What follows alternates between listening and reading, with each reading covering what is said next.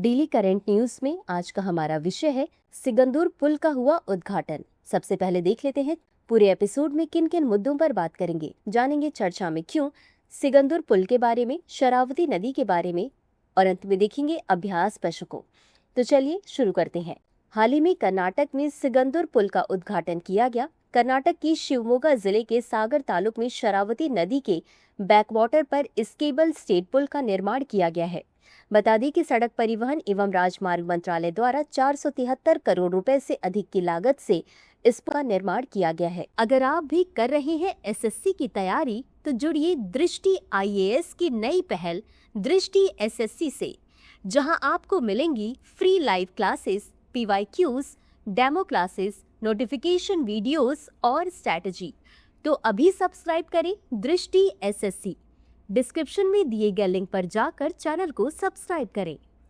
अब जान लेते हैं सिगंदूर पुल के बारे में। सिगंदूर ब्रिज को अंबरगोडलू कलसावल्ली ब्रिज के नाम से भी जाना जाता है। यह कर्नाटक की शिवमोगा जिले के सागर तालुक में शरावती नदी के बैकवाटर पर बनाया गया है। यह भारत का दूसरा सबसे लंबा केबल स्टेट ब्रिज है। यह 2.44 किलोमीटर लंबा और 16 मीटर चौड़ा है। यह पुल सागरा शहर से सिगंदूर तक की दूरी को कम कर देगा, जहां प्रसिद्ध चौदेश्वरी मंदिर स्थित है। अब जान लेते हैं शरावती नदी के बारे में। यह कर्नाटक राज्य में पश्चिम की ओर बहने वाली एक महत्वपूर्ण नदी है। शरावती नदी बेसिन का एक बड़ा हिस्सा पश्चिमी घाट में स्थित है। पश्चिमी घाट से निकलकर यह नदी उत्तर पश्चिमी दिशा में उत्तर कन्नड़ जिले के होनावर में अरब सागर में मिल जाती है।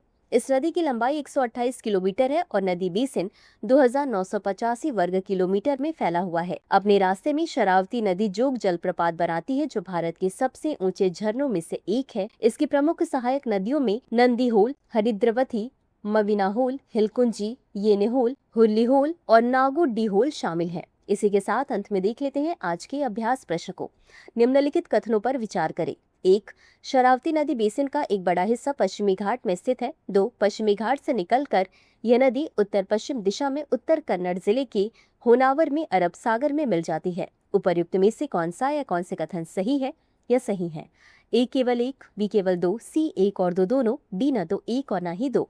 इस प्रश्न का उत्तर कमेंट बॉक्स में जरूर दें। अभी के लिए बस इतना ही। धन्यवाद।